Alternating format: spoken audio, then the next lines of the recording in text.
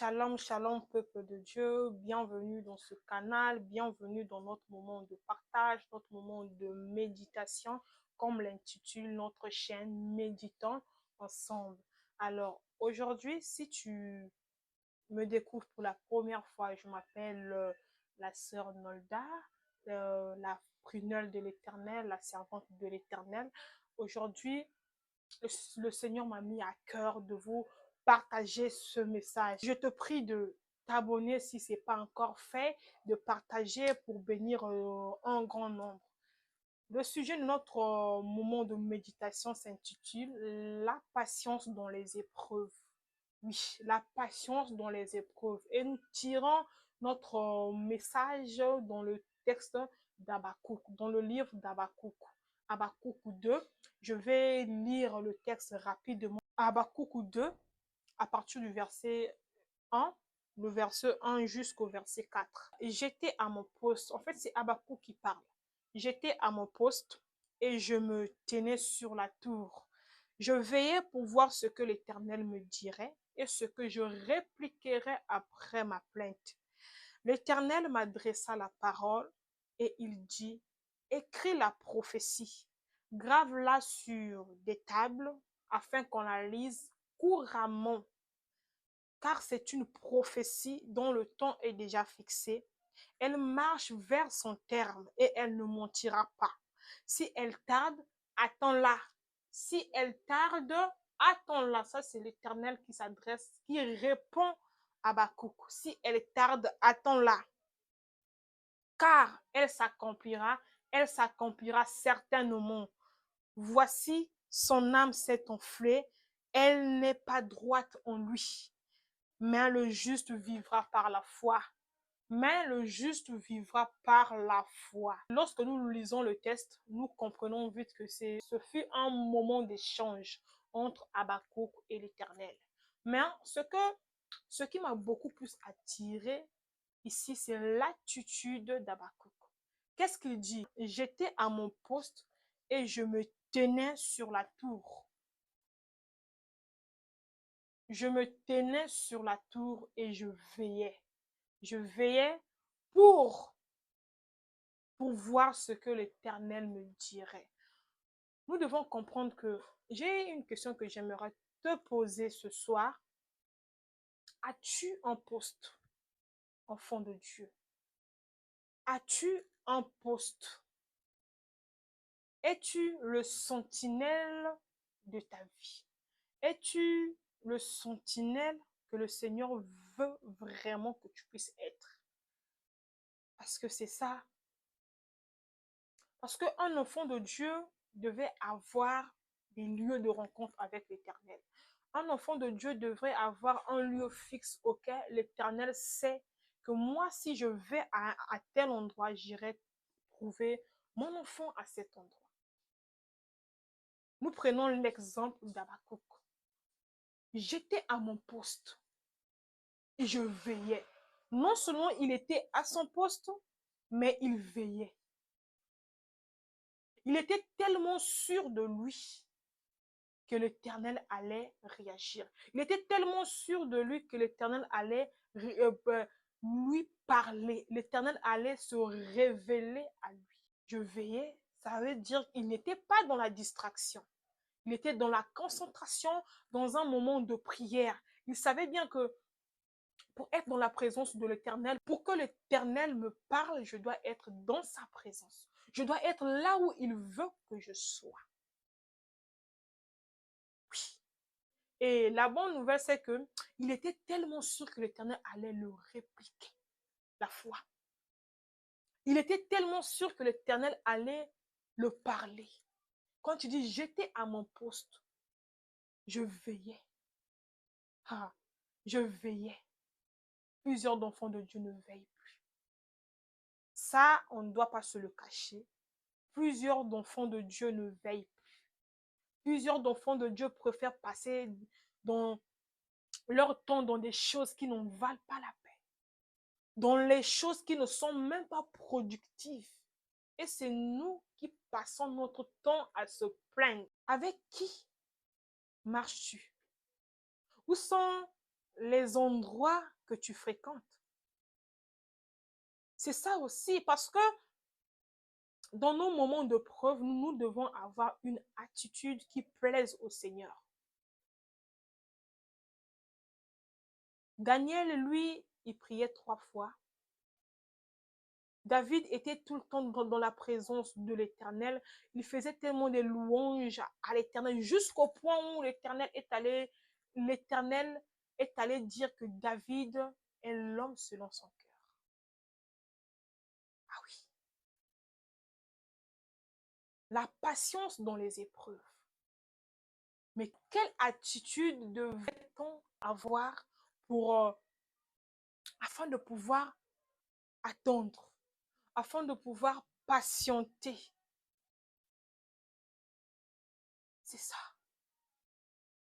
Quand tu es dans la distraction, sois-en sûr que l'Éternel parle tantôt d'une manière ou d'une autre, mais quand tu es dans la distraction, il est très difficile de l'entendre. Prenons juste l'exemple d'Habakkuk. En fait, lorsque j'étais en train de méditer ce passage, ça a vraiment attiré mon attention. Quelle est notre attitude lorsque nous attendons une réponse de la part de l'Éternel? Nous devons savoir que chaque enfant de Dieu a une promesse qu'il attend de Dieu. Mais comment attendons-nous cette promesse? Ou bien tu as une requête dont tu aimerais que l'Éternel puisse répondre. Tu as soumis ta requête auprès de l'Éternel. Tu attends l'exaucement. Mais dans quelle attitude attends-tu ton exaucement? Dans la distraction? Ou bien tu es tellement impatient? Oui.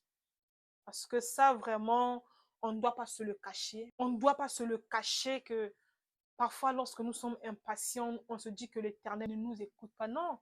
Sa parole dit, avant même que tu aies ouvert la bouche, lui, il savait déjà ce que tu allais lui dire. Et qu'est-ce qui s'est passé? L'Éternel m'adressa la parole et il dit, écris la prophétie. Écris la prophétie. Grave-la sur des tables afin qu'on la lise couramment. Vous êtes sûr que si Habakkuk ne veillait pas, l'Éternel allait se révéler à lui? Vous êtes sûr? Si Habakkuk ne veillait pas, il allait recevoir la prophétie de la part de l'Éternel. Vous êtes sûr? Car c'est une prophétie dont le temps est déjà fixé. Tu as une prophétie de la part de l'Éternel, sache-le que le temps est déjà fixé. Elle marche vers son terme et elle ne mentira pas. Si elle tarde, attends-la. La patience. Si elle marche vers son terme, si elle tarde, attends-la.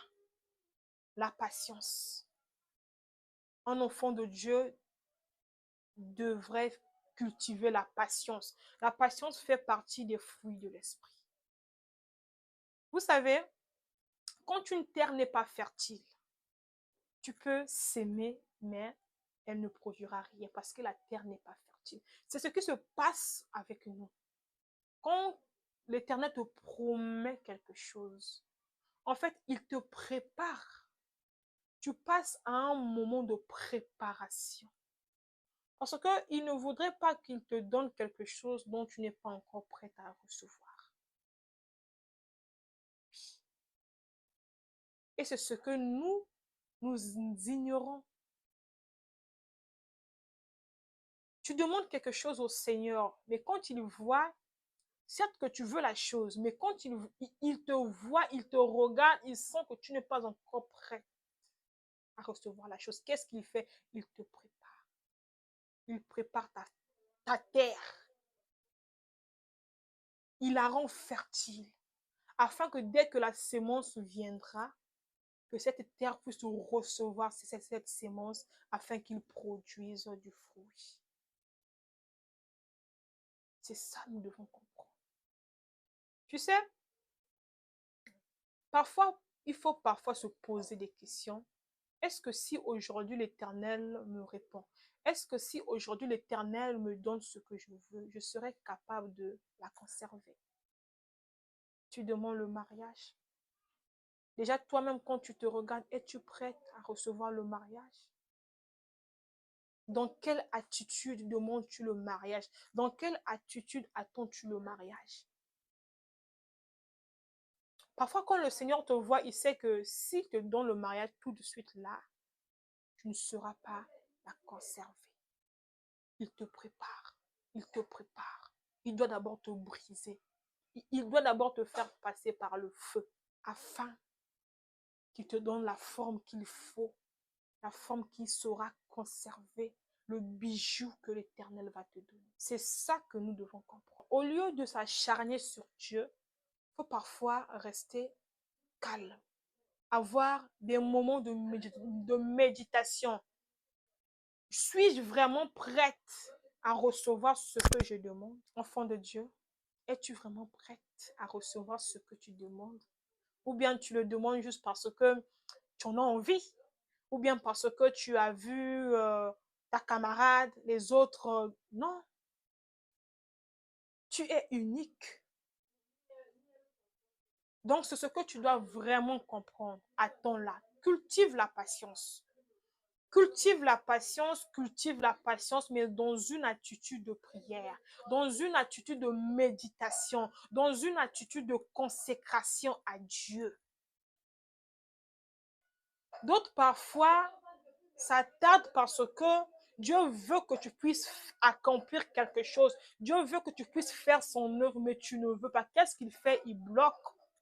Il ferme les vannes afin que tu comprennes que non, je dois d'abord faire l'œuvre de Dieu. Parce que ta bénédiction viendra en faisant l'œuvre de Dieu.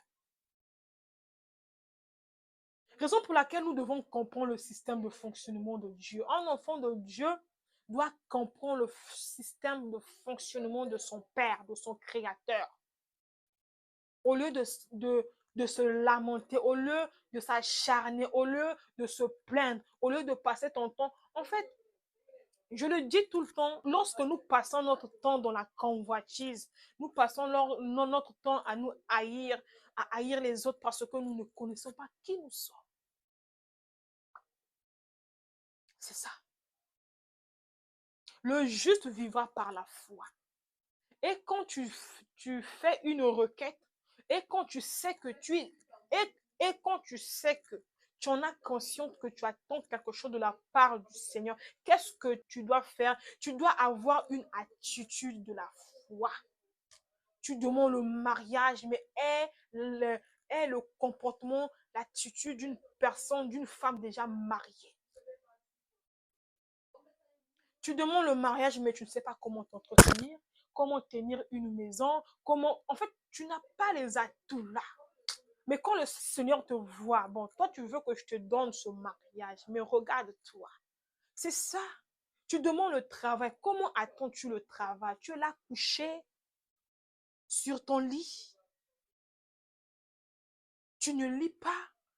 Tu n'étudies pas, tu ne fais pas des recherches, tu es là les bras croisés, tu passes ton temps dans les congossas, dans les racontages, tu passes ton temps à raconter des choses qui ne te concernent pas, qui ne te fait pas avancer, mais c'est toi qui veux recevoir de la part du Seigneur.